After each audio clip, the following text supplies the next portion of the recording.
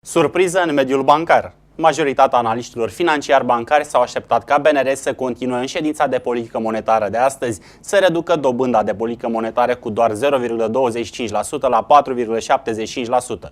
Însă BNR a dat dovadă de curaj, hotărând reducerea dobânzii de politică monetară cu 0,5%.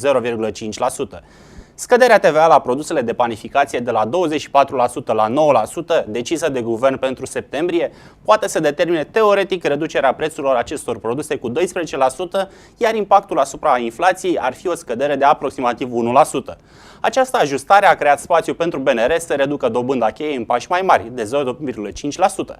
La începutul lunii iulie, BNR a decis să reducă dobânda cheie la minimul istoric de 5%, sperând că măsura va aduce la ieftinirea graduală a creditării în lei și la stimularea activității economice. Nivelul ridicat al dobânzilor la creditele în lei îi descurajează chiar și pe clienții solvabili de a lua împrumuturi. Costul creditelor în lei se menține în jur de 10%, iar creditul privat a stagnat în ultimii 4 ani la echivalentul la 50 de miliarde de euro. Inflația anuală a ajuns la sfârșitul lunii iunie la 5,37 de euro. Așa cum spuneam și acum o lună, scăderea dobânzii de politică monetară este în teorie o măsură economică, dar și o lovitură de marketing.